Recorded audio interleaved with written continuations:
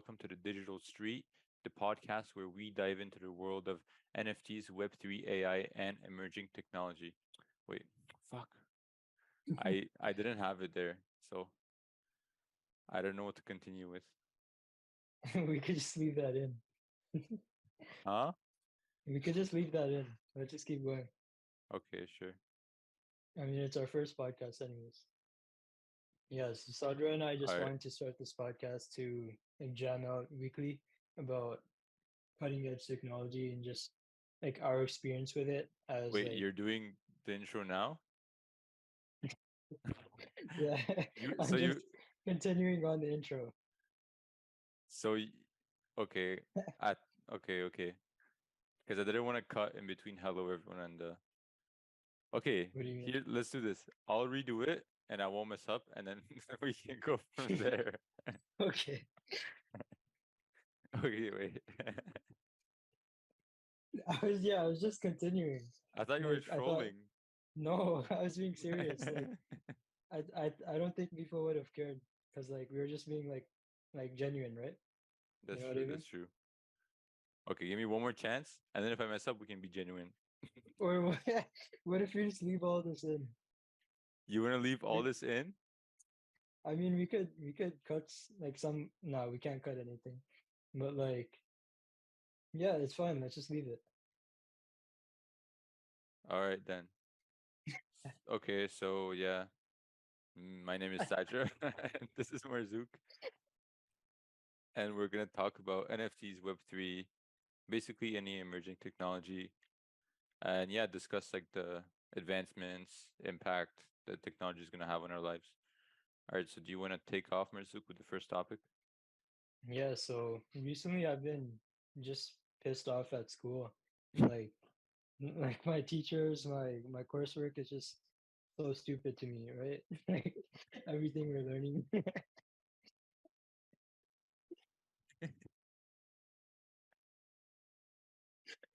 All right. Yeah, but why are you Why did you dying? have to, why did you have to start it like that? It's like, yo, I'm just pissed off at my teachers in school. Fuck everything. I mean, I Okay, genuinely. okay, keep going. All right.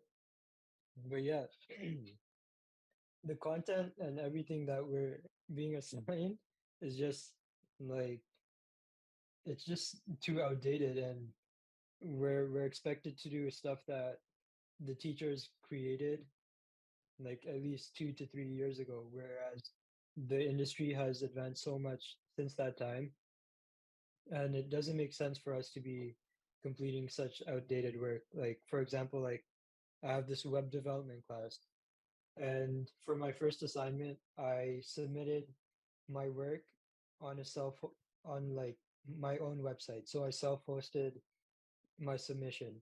Whereas like he wanted us to put it on like some SFTP server and some like BS program, which no one even uses. Like no website is built on that. So it doesn't make sense why we're building websites on that. And yeah, he just expects me to submit it on that SFTP platform, which makes sense. Like I should be forced to like figure that out. But it also doesn't make sense to me that like for that assignment that I submitted, I was I was put on a warning for plagiarism or something just because I I got creative and I started putting in like I see. extra CSS and designs that I wanted to just for fun, like randomly.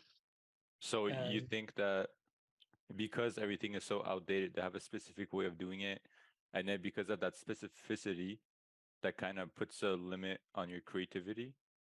create, yeah, exactly. And like in the real world, it doesn't make sense to me why we're just taught that like 100% is like the bare minimum, is like the maximum that we could achieve. But in the real world, when you want to advance and move forward quickly, you need to be achieving above, like way above 100%. Like if that makes sense.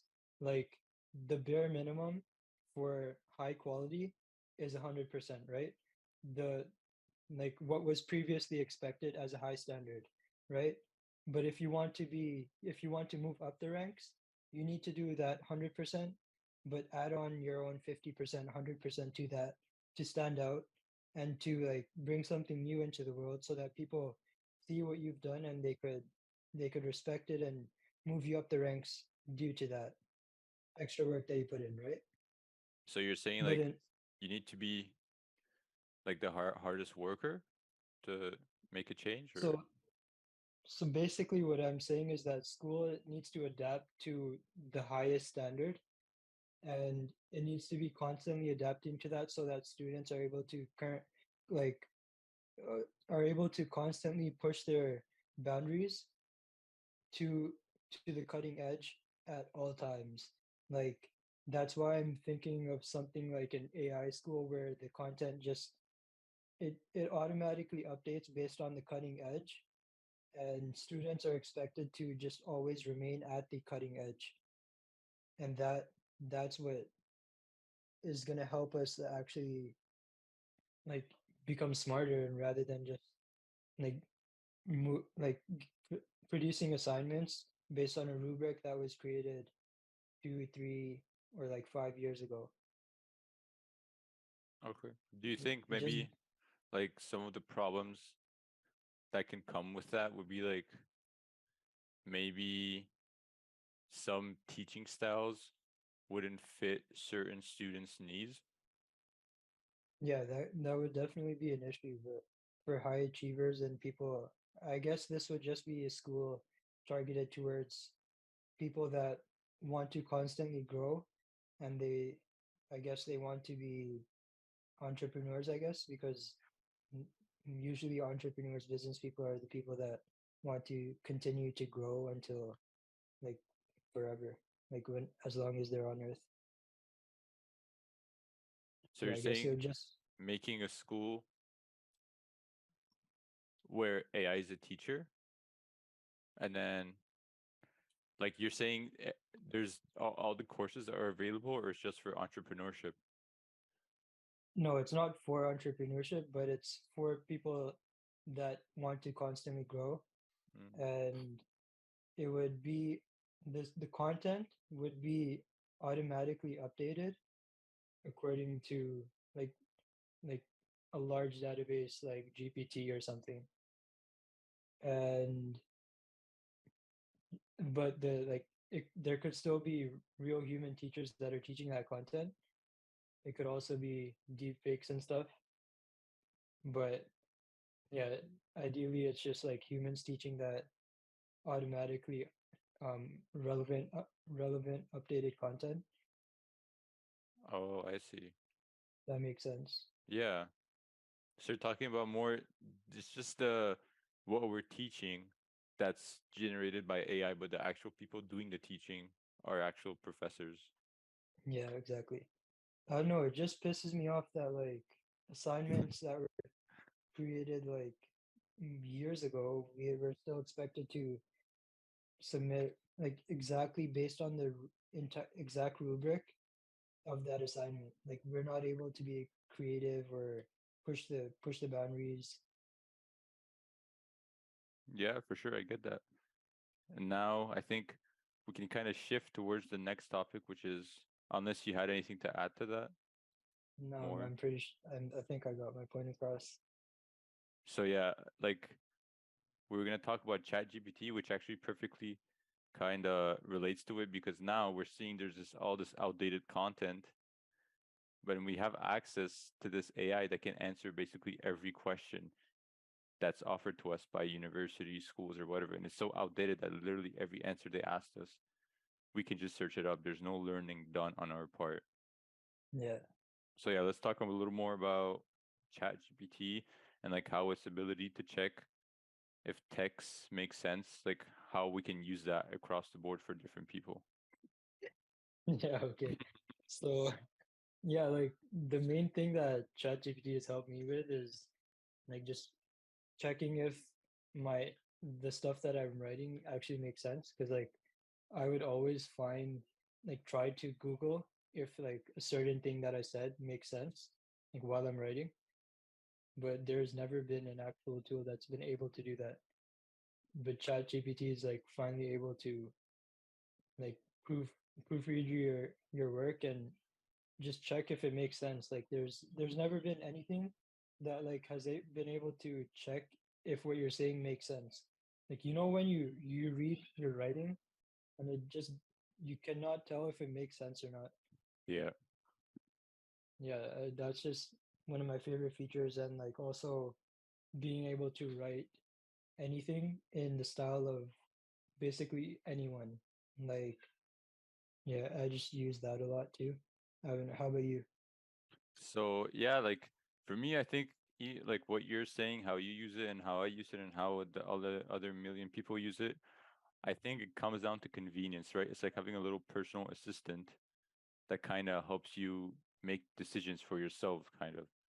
Like for Exactly, yeah. example, you can use it in any sense. Like if you're an athlete, you can use it to email coaches. If you're a chef, you can use it to like kind of fix your recipes. If you're a software developer, you can use it for coding. If you're a business person, you can use it for your products, for your marketing, for anything. So I think one thing with technologies that comes is like technology advancements like this one would be convenience. And Mm. I mean, I hope it's not just convenience. I hope there's other things attached to it. But yeah, I mean, it's a great tool.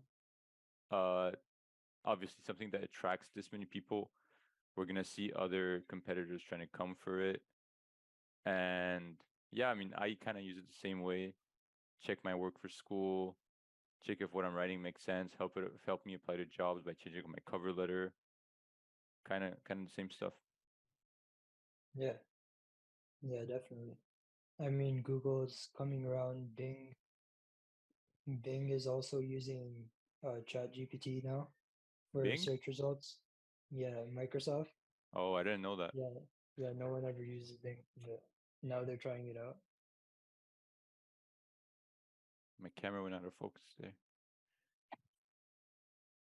Okay, I think we're good. Yeah. Uh, yeah. I wanted to talk a little about this. Google's like own kind of chat. Oh my God, my camera, bro. Google's kind of own bot called Bard, which is like a chat bot. Mhm. And I don't know. I mean, everything Google kind of makes is is kind of like always been amazing because they're just a huge company. It's gonna be Mhm. interesting to see how they're gonna implement it. Like, are they gonna make it payable? Is it gonna be free for like certain Microsoft users?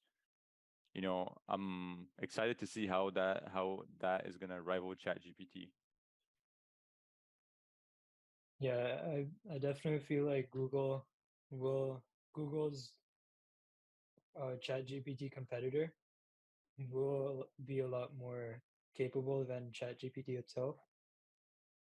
Um, because ChatGPT so far it is giving inaccurate information at the moment, as like people have seen when testing out Bing as well. A lot of the results are just completely inaccurate. One thing it's also going to have an effect on, it well could possibly have an effect on, is digital marketing, like the SEO space and like all of the stuff that I'm doing right now. And the people that adapt to the algorithm updates and like how Google's ChatGPT competitor actually starts showing up on search results. True. I think that will be like a huge shift in digital marketing, and the people that are able to understand that and move their services towards that are going to make the most money. And they're going to be the only winners probably, because obviously the algorithm won't reward past best practices anymore. How do you think, other than like school, like, are you worried that AI is gonna take away certain jobs that humans tend to do, like at a physical labor level? Um, I don't think so, because like it's been like decades since robotics has been in trial, and like companies have been testing it out. it might take like a bit more long for that to happen, but like as people are saying, like creative jobs and like content writing stuff, like web design, stuff like that might actually be replaced quicker than labor jobs and like deeply technical like physical labor. That might be overtaken a lot later than like creative stuff like that, like web design and stuff. Like coders, like obviously AI coders, like blockchain coders, people that are backend devs or low level devs, those won't be replaced obviously that quick because they're gonna be those are gonna be the people that are actually coding out these replacement softwares, right? Um, yeah, I don't know. What do you think? Uh, it's interesting that you said like the more passive jobs could get replaced first, like creative writing and like some type of developers.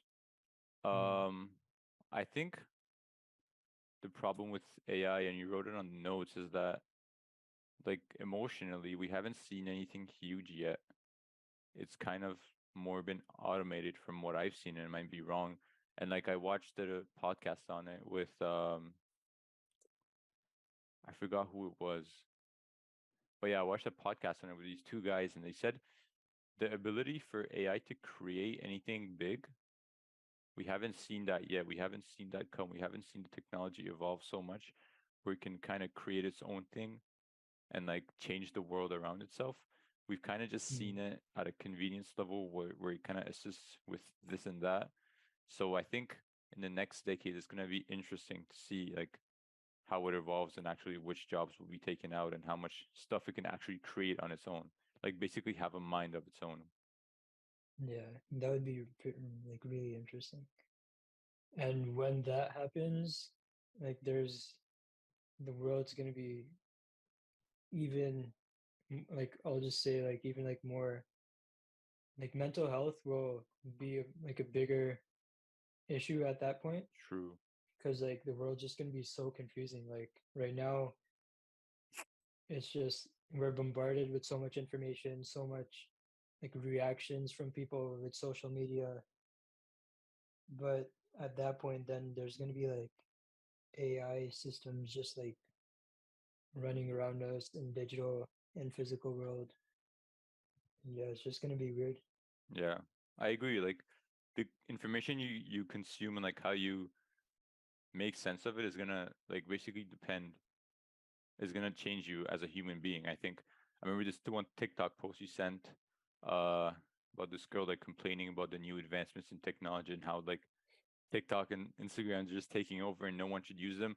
But like there hasn't been anything huge that has had no disadvantages and all advantages. So I think it's kind of up to the person using it to kind of, you know, like you talked about mental health, this and that, to kind of keep their focus on themselves and use it in a positive way. So like yeah, I think it kind of depends on what you decide to consume and how you decide to use the technology. But I can see how there's gonna be some disadvantages in some point. Yeah, and neurotech, like non-invasive BCIs, like the stuff that like I'm sure you might have seen like Yeah, yeah. headlines of reading your brain waves.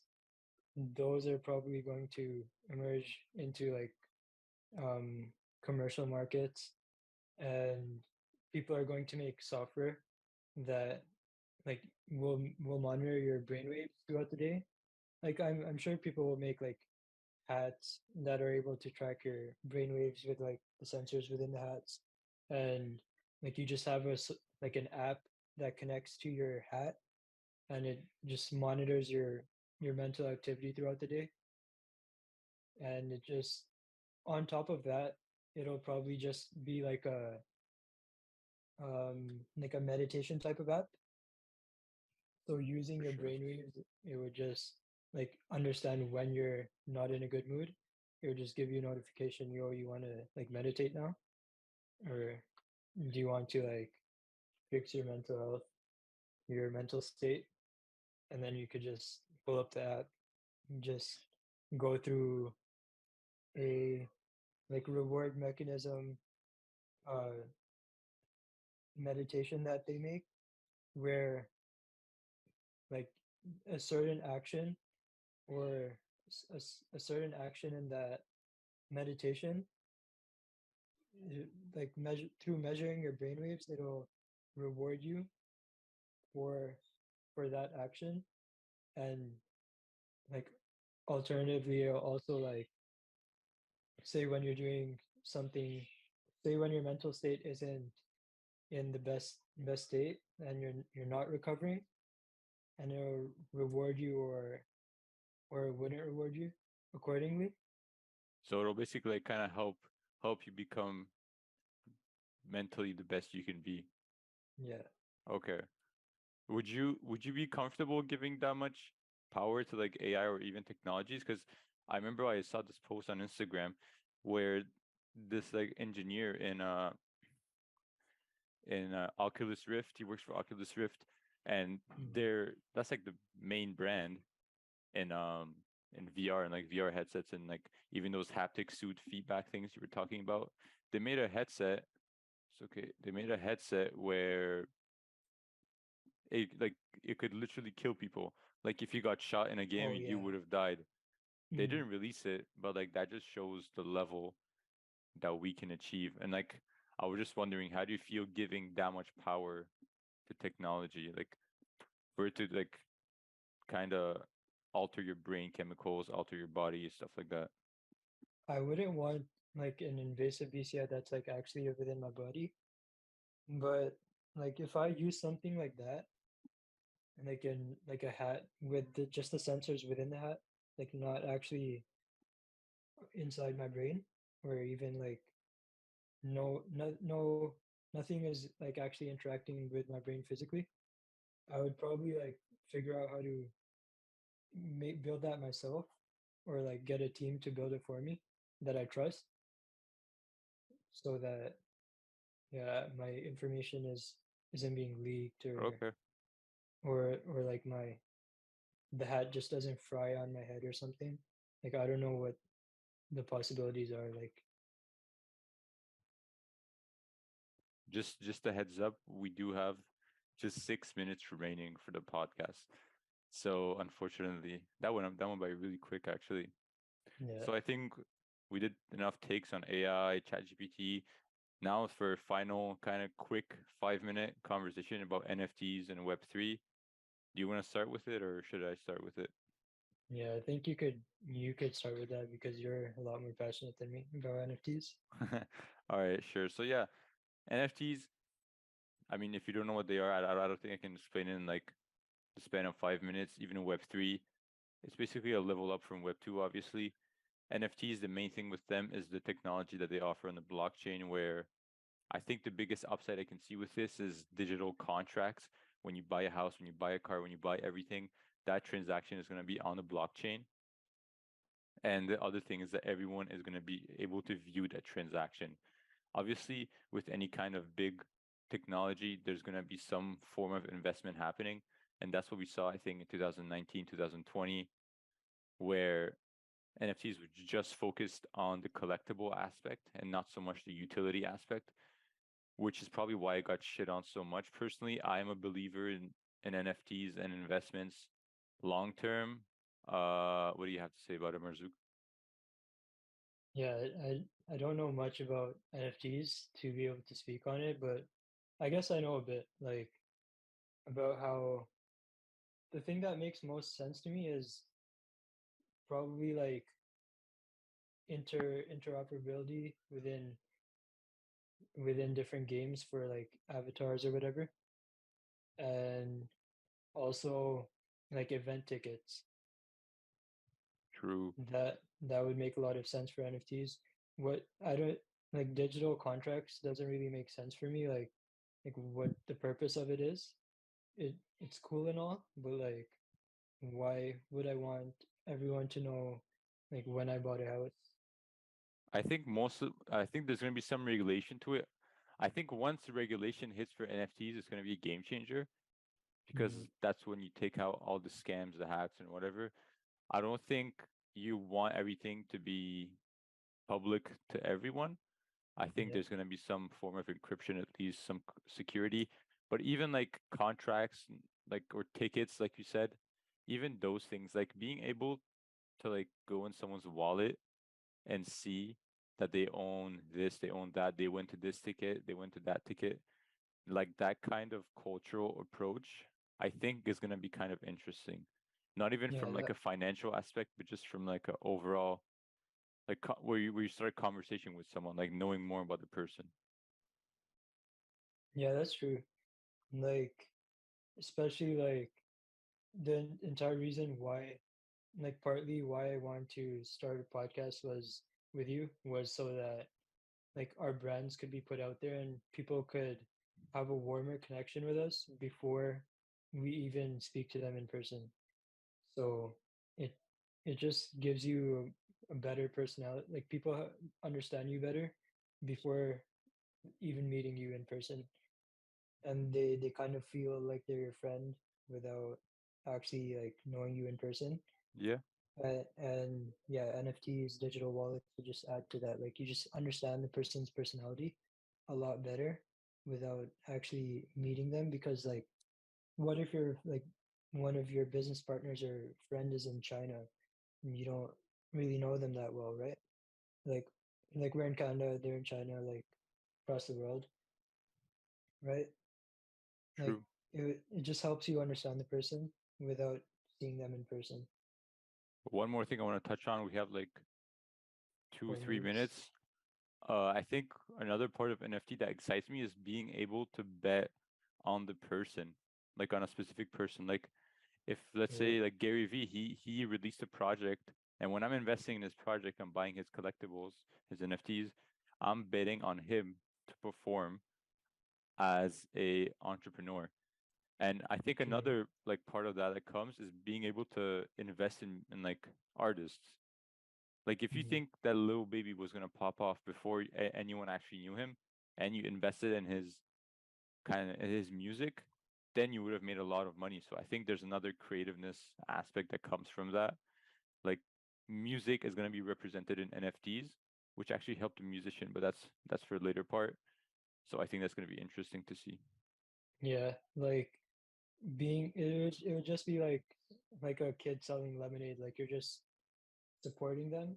Yeah, But I think one thing there should also be is like utility for that person that's yeah. actually buying the thing. Like lemonade, Like you could going to drink a it. concert. Yeah, Yeah, yeah. I mean, n- you could like the creator of the NFT could just build something into it. Like you get first dibs into investing in my company, or like you get to come to this monthly or yearly event that I'm going to be hosting with all of my NFT holders. for sure. Bunch of cool It's gonna be possibilities. it's gonna be a big part Mhm. of it. Yeah, and I and think that yeah, sums it up for today, right? I think so. Thank you everyone Yep. for tuning in. I think we have like 1 or 2 minutes on the clock, and the quote of the day for today. So we're gonna put a quote of the day at the end of every episode. I didn't tell you that, but the All right, quote of sick. today is gonna be, um, "We tend to overrate technologies in the short term and underrate them in the long term." Makes you think. Bars. Bars. All right. 100. Do you have anything you want to add? No, I just love your quote. And yeah, Beautiful thanks quote. everyone for showing up to our first podcast. I hope you just stick around. And Yeah. yeah, see you next week. Peace.